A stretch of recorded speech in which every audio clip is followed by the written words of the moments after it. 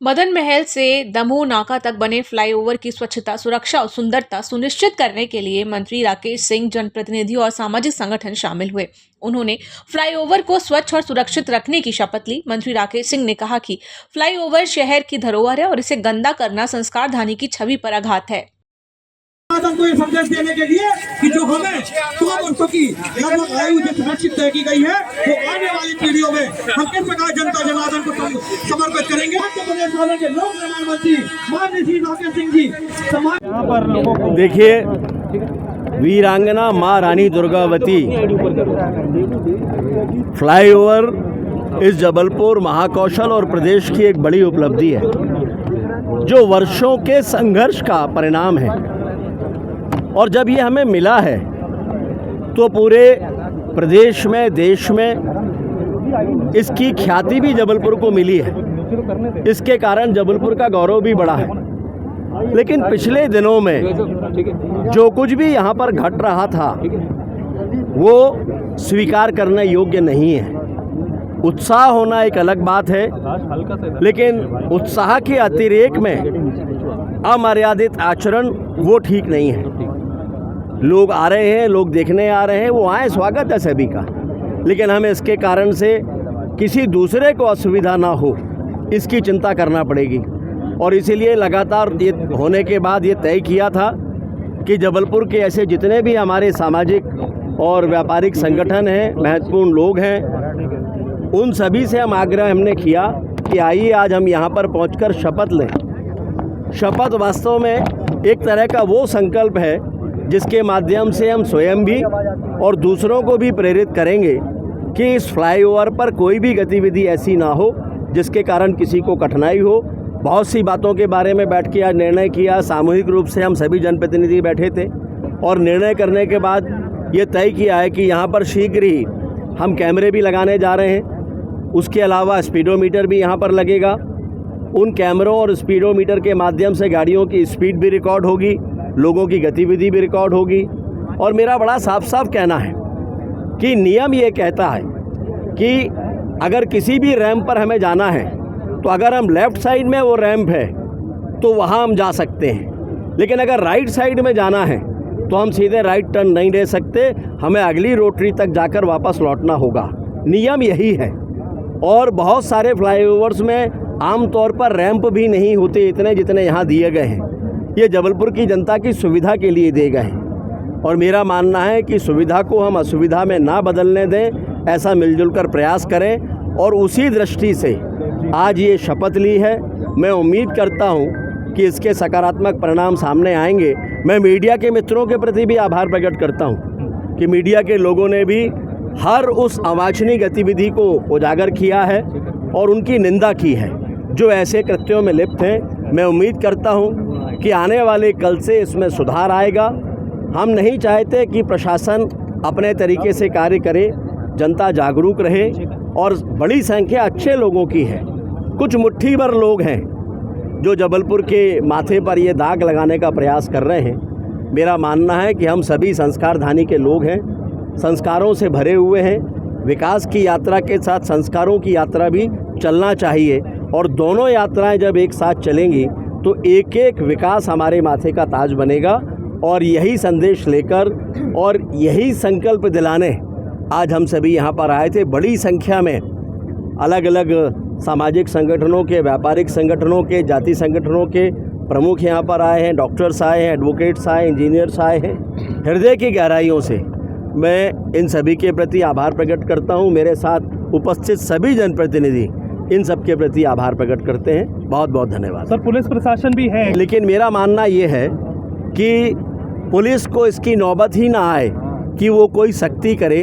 हमें ऐसे प्रयास करना चाहिए कि हम खुद नियमों का पालन करें, इसकी सुंदरता को बनाए रखें। संस्कारधानी के पत्रकार सुनील सेन पर हुए जानलेवा हमले के विरोध में समाजवादी पार्टी के प्रदेश उपाध्यक्ष दिनेश चंद्र यादव, जिलाध्यक्ष कमलेश पटेल और प्रदेश सचिव आशीष मिश्रा ने जबलपुर पुलिस अधीक्षक को ज्ञापन सौंपा। ज्ञापन में कहा गया कि पत्रकार पर हमला लोकतंत्र के चौथे स्तंभ पर हमला है और पार्टी इस घटना से आहत है। पुलिस से मांग की गई कि आरोपियों को जल्द गिरफ्तार कर उचित कार्रवाई की जाए, अन्यथा पार्टी भविष्य में उग्र आंदोलन करेगी। समाजवादी पार्टी के पदाधिकारी जिन आशीष मिश्रा के साथ कुछ इनके प्रतिनिधिगण आए हैं और एक पत्रकार अंकित मिश्रा, इनने आज एक ज्ञापन दिया है कि सुनील सेन पत्रकार पर एक डॉक्टर अमित खरे और उनके कुछ सहयोगियों के द्वारा जानलेवा हमला किया गया है, जिसमें वो अभी इलाजरत है और उसके खिलाफ कानूनी कार्रवाई करने की बात इन लोगों के द्वारा कही गई है। तत्काल इस प्रकरण को थाना प्रभारी गढ़ा को भेजा जाएगा और इसमें उस दिन के सब सीसीटीवी फुटेज भी जुटाए जाएंगे और पुराने जो कुछ मामले भी बताए जा रहे हैं उसको भी खंगाला जाएगा और अगर इसमें घटना घटित हुई है तो निश्चित रूप से इसमें एफआईआर दर्ज की जाएगी और दर्ज किया जाकर संबंधितों के विरुद्ध कानूनी कार्रवाई सुनिश्चित की जाएगी। चूंकि अस्पताल में वो इलाजरत है तो हो सकता है अस्पताल से वहाँ प्रतिवेदन आया होगा, उसकी जांच की जा रही होगी। ये आवेदन भी हम भेज रहे हैं और निश्चित रूप से जब चोट आई है और वो इलाजरत है तो उसमें एफआईआर सुनिश्चित दर्ज किया जाना सुनिश्चित किया जाएगा। देखिए, पिछले लगातार 1 साल से अमित खरे के जो भी काले कारनामे हैं वो हम उजागर करते आए हैं और आगे भी करते रहेंगे। हमने सीएमएचओ संजय मिश्रा को अनेकों बार उसके भ्रष्टाचार को लेकर शिकायतें की हैं, पर उस भ्रष्ट अधिकारी ने किसी भी प्रकार की कोई कार्रवाई नहीं की। हर बार हम न्यायालय जाते हैं, न्यायालय से उसके फर्जी अस्पतालों को बंद कराते हैं, जो हर बार एक नया उसको अस्पताल खोलने की परमिशन देते हैं। वो जितने भी पेपर देता है उसकी कभी भी क्रॉस वेरिफिकेशन नहीं करी गई। मैं आज भी डंके की चोट पे बोलता हूं कि संजय मिश्रा जी सबसे भ्रष्ट अधिकारी हैं इस विभाग में, इनको सबसे पहले हटाया जाए वहां पर। दूसरे आदर्श बिश्नोई सबसे बड़े भ्रष्ट अधिकारी हैं, जो इनके जो डॉक्यूमेंट दिए जाते हैं उनमें किसी भी प्रकार की कोई डॉक्टर से सहमति, इनने जो डॉक्टर की लिस्ट दी है उसकी सहमति नहीं लेते। हमने इसी चीजों को लेकर अनेकों बार संजय मिश्रा जी को शिकायत दी है, पर वो हम ही को भ्रष्टाचारी बोलने लगते, वो हम ही शिकायत। आज हम बोलना चाहते वो आईएमए के वो अध्यक्ष कहाँ गए, वो पांडे जी बड़े आके यहाँ चिल्ला रहे थे सीएमएचओ के पक्ष में आकर।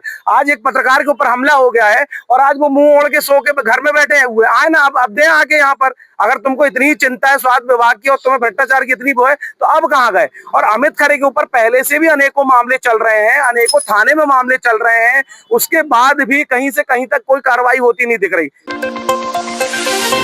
जबलपुर में 10 दिवसीय गणेशोत्सव की धूम के बीच ओमती थाना पुलिस क्वार्टर घंटाघर स्थित पंडाल इस बार अनोखे रूप में तैयार किया गया है।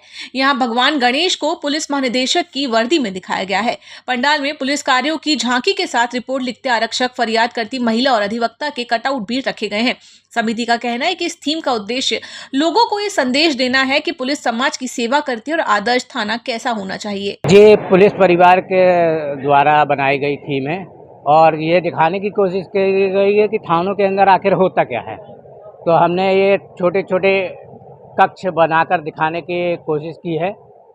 पहले दिवस कार्यालय है, उसके बाद मालखाना एवं रोज नामचा एवं महिला डेस्क, दूसरा बंदी गृह, तीसरा सीसी कक्ष बनाने की कोशिश की गई और हमने एक आदर्श थाने के रूप में स्थापित करने की कोशिश की गई हमारी समिति द्वारा।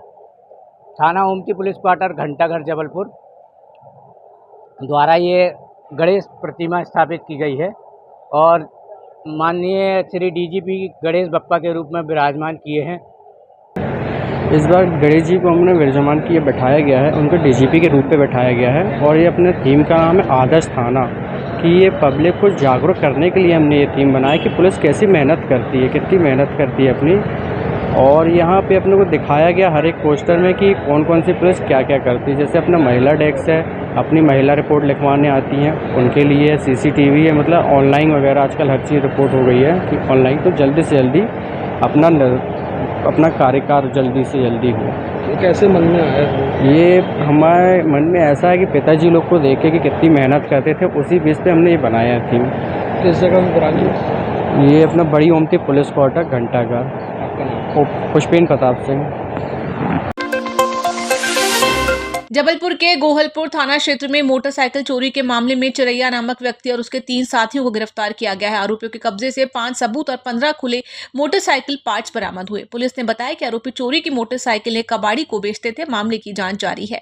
थाना गोहलपुर क्षेत्र में लगातार मोटरसाइकिल चोरी हो रही थी। इसमें पुलिस अधीक्षक संपत उपाध्याय सर के मार्गदर्शन में पुलिस टीम बनाई गई थी। थाना प्रभारी गोहलपुर को मुखबिर की सूचना पर इसने चिरैया नामक एक व्यक्ति को जब पकड़ा और इसके 3 अन्य साथियों को उठाया तो इनके कब्जे से 5 मोटरसाइकिल जब्त की गई। साथ ही 15 मोटरसाइकिल और इनने चोरी करना कबूल किया, लेकिन सभी 15 मोटरसाइकिल को ये गोहलपुर में ही एक कबाड़ी के यहाँ इसको कट करना बताया। उस कबाड़ी को भी इसमें मुलजिम बनाया गया है। इस तरह कुल 5 मोटरसाइकिल साबुत और 15 कटे हुए मोटरसाइकिल के पार्ट्स ये जब्त किया जाकर इन 5 को गिरफ्तार कर लिया गया है। इनको जेल भेज दिया गया है और आगे इसमें विवेचना की जा रही है। में कांग्रेस के नेता राहुल गांधी द्वारा महिलाओं और प्रधानमंत्री की मां पर कथित आपत्तिजनक बयान के विरोध में भाजपा महिला मोर्चा ने मालवीय चौक में अर्थी जुलूस निकाला और राहुल गांधी का पुतला जलाया। इस दौरान सांसद आशीष दुबे, मंत्री राकेश सिंह भी शामिल हुए। भाजपा ने कांग्रेस पर महिलाओं का अपमान करने का आरोप लगाया। भारत आदिकाल से ऋषि प्रधान देश रहा है, कृषि प्रधान देश है, लेकिन मातृशक्ति प्रधान भी हमारे संस्कारों के और संस्कृति के माध्यम से है।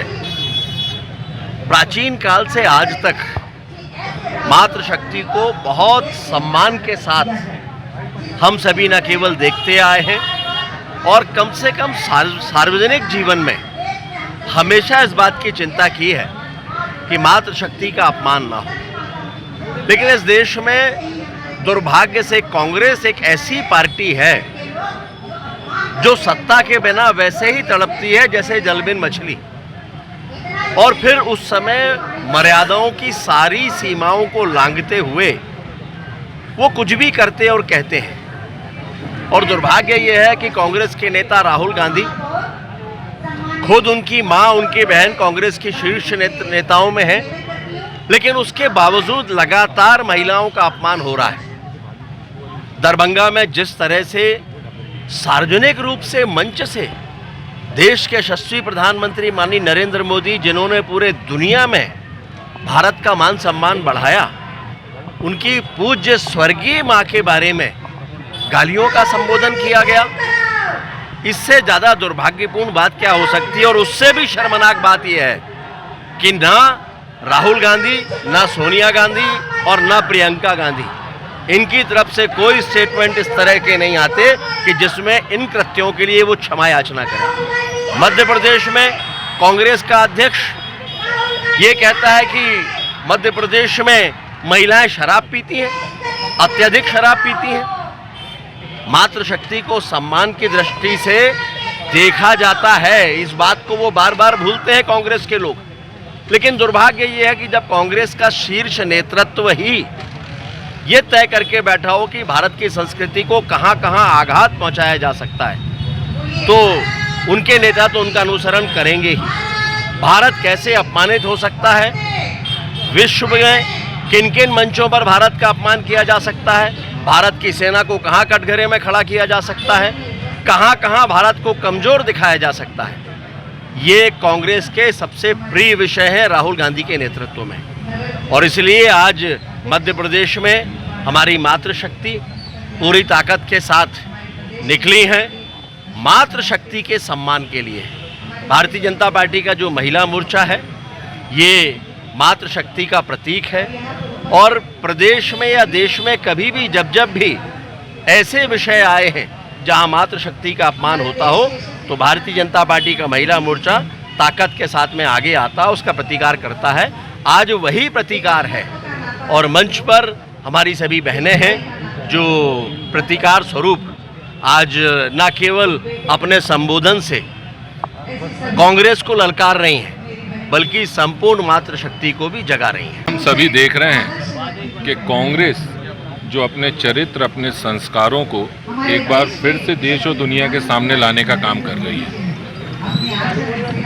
हमने देखा कि अभी विगत दिनों किस तरीके से हमारे देश के यशस्वी प्रधानमंत्री जी, उनके बारे में बिहार के सार्वजनिक मंच से जिस भाषा का उपयोग किया गया, मुझे लगता है कि ये कांग्रेस का राजनीतिक चरित्र है, उसके संस्कार हैं और एक राजनीति में गिरावट लाने का काम कांग्रेस कर रही है। और इसमें मुझे लगता है कि उनके कार्यकर्ताओं को जिनका वरद हस्त प्राप्त है वो उनके शीर्ष नेता राहुल गांधी का, क्योंकि लगातार उसके बाद भारतीय जनता पार्टी की ओर से, देश की जनता की ओर से मांग की जा रही थी कि राहुल गांधी माफ़ी मांगें, अपने कार्यकर्ताओं को उसके लिए दंडित करें, लेकिन इस तरीके का कोई भी कृत्य नहीं हुआ।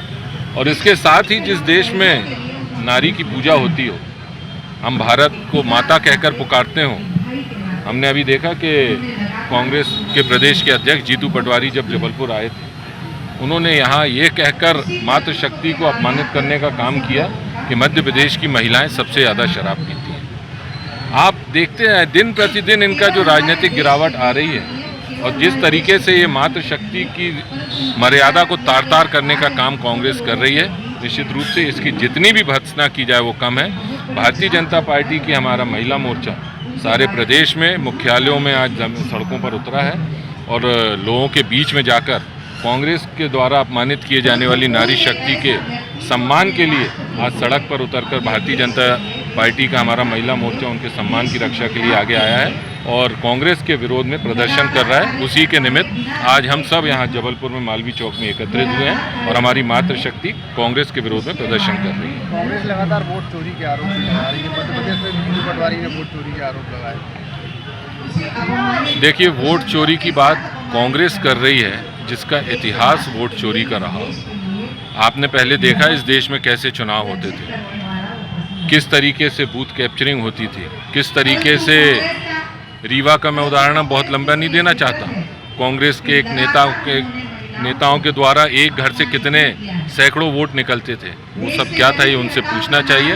और जब आज यशस्वी प्रधानमंत्री नरेंद्र मोदी जी के नेतृत्व में चलने वाली ये सरकार, मैंने संसद में भी अभी देखा जब उनसे कहा गया कि आइए आप इस बात पर बहस करते हैं, पूरे 1 महीने उन्होंने संसद नहीं चलने दी। जनता की गाढ़ी कमाई का पैसे को बर्बाद करने का काम कांग्रेस कर रही है। SIR के नाम पे जिस तरीके का विरोध किया है और वोट चोरी के लिए वो अपने गिरेबान में झांक लेंगे तो उनको स्वयं उत्तर मिल जाएगा।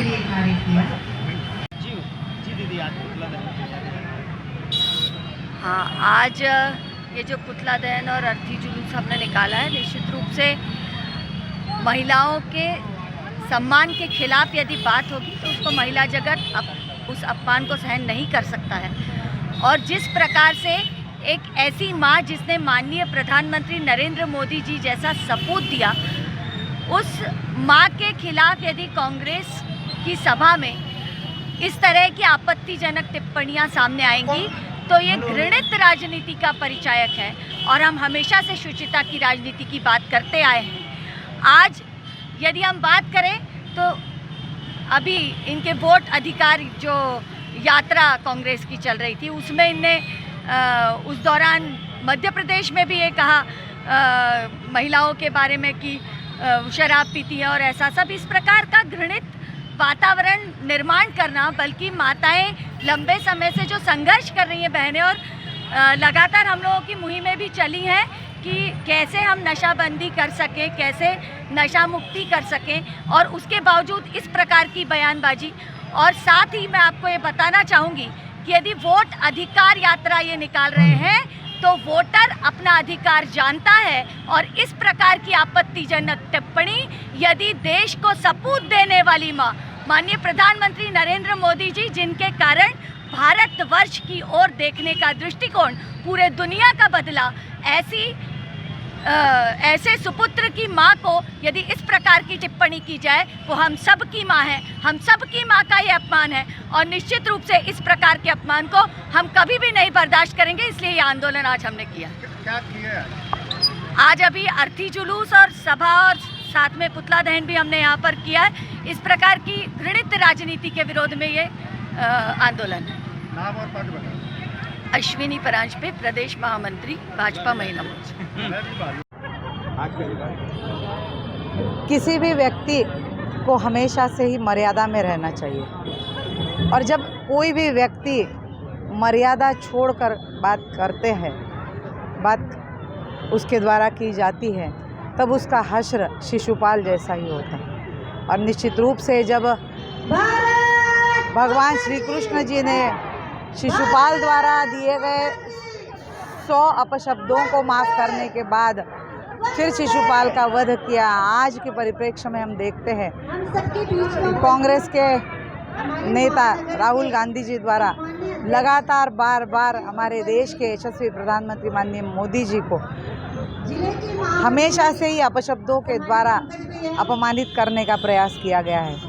और ये जो षड्यंत्र है वो विगत कई दिनों से, वर्षों से चलता आ जा रहा है, पर किसी भी चीज़ की हमेशा से अति होती है। और अब जब राहुल गांधी द्वारा उनके मंच से मोदी जी को अपशब्द कहते हुए अपमानित किया गया, तब निश्चित रूप से हम सबको हम लोगों को झकझोर दिया है कि कैसे कोई भी व्यक्ति किसी व्यक्ति का एक बड़े पद पर रहते हुए किसी व्यक्ति का अपमान कर सकता है। और इसीलिए भारतीय जनता पार्टी हमारे देश के यशस्वी प्रधानमंत्री माननीय मोदी जी के लिए यहाँ पर मैदान में उतरी है। और यही हम बताना चाहते हैं राहुल गांधी जी को कि आप होश में आइए और व्यक्ति के व्यक्तित्व को देखते हुए अपनी ज़बान को लगाम लगाइए और फिर ही कोई भी चीज़ बोलने से पहले 100 बार सोचते हुए फिर कोई भी बात रखने का प्रयास करें।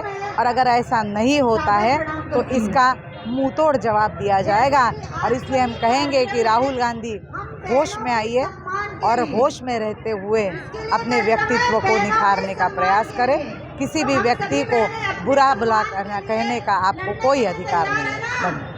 आज भारतीय जनता पार्टी महिला मोर्चे के द्वारा राहुल गांधी जी का पुतला दहन किया गया। जो अपशब्द उन्होंने बिहार में कहे, उनके मंच पर गालियां दी गई माननीय मोदी जी की मां को, तो एक मां का अपमान हम महिलाएं नहीं सहन करेंगे। राहुल गांधी को ये देश छोड़ के जाना पड़ेगा, माफ़ी मांगनी पड़ेगी, क्योंकि जिस देश में रहना है वो संस्कृति से भरा हुआ देश है। यहाँ मां को देवतुल्य माना जाता है, देवी के समान पूजा जाता है। और उस मंच से अगर गालियाँ दी जा रही हैं प्रधानमंत्री नरेंद्र मोदी जी की मां को, तो ऐसे नेता प्रतिपक्ष को ये देश से माफ़ी मांगना ज़रूरी है, या ये देश से वो निकल जाएं। लवलीन आनंद, पार्षद। जबलपुर पुलिस ने 11 अगस्त को खितौला में हुई 15 करोड़ की बैंक डकैती के मुख्य आरोपी राजेश दास और उसके साथी इंद्रजीत दास को गिरफ्तार किया। आरोपियों के कब्जे से 3 किलो सोना बरामद हुआ। एसपी संपत उपाध्याय ने बताया कि पूछताछ जारी है और आरोपियों की भी पहचान की जा रही है। खितौला स्थित इसाफ बैंक में एक रॉबरी लूट डकैती घटना हुई थी, जिसमें 5 लोग जो कि हेलमेट इत्यादि धारण किए हुए थे और बैंक में गए और वहां से 14 किलो 800 ग्राम के लगभग सोना वहां से और 5 लाख के लगभग कैश लूट के वहां से भगे। घटना बड़ी थी। तत्काल वहाँ पे सभी टीमें पहुँची, सीनियर अधिकारी पहुँचे, आईजी महोदय, डीआईजी महोदय पहुँचे, मैं स्वयं पहुँचा, पूरी टीम पहुँची और तत्काल पूरे ज़िले की नाकेबंदी की गई और आरोपियों का पता करने के लिए टीमें लगीं। लगातार टीमें सक्रिय रहीं। इसमें अपने को सफलता मिली और इंद्राना में एक स्थान मिला जहाँ से अपने को लीड मिली और 4 आरोपी इस मामले में अरेस्ट हुए और कुछ पैसा और बाकी सामग्री जब्त हुई, जो कि पूर्व में आप लोगों को अवगत कराया गया है। इसी घटना में आगे और जांच जारी रही। जो पकड़े गए आरोपी थे उनसे लीड ये मिली कि बिहार के क्षेत्र के रहने वाले राजेश दास नाम का व्यक्ति है, जिसने पूरी घटना प्लान की है। और जो जबलपुर का रहने वाला व्यक्ति रईस, जो पूर्व में गिरफ्तार हुआ था, ये लोग रायगढ़ जेल में मिले थे और वहाँ से फिर ये प्लान की और इस घटना को एग्जीक्यूट इन्होंने किया। राजेश दास बहुत ही सातिर किस्म का अपराधी रहा है। डकैती के पूर्व कई सारे मामलों में लिप्त रहा है और इसके 10 से अधिक मामले हैं और जितना कोई सोच समझ सकता है उससे कहीं ज़्यादा ये सातिर व्यक्ति था और ये अपना ठिकाने, स्थान इत्यादि बदलता रहा।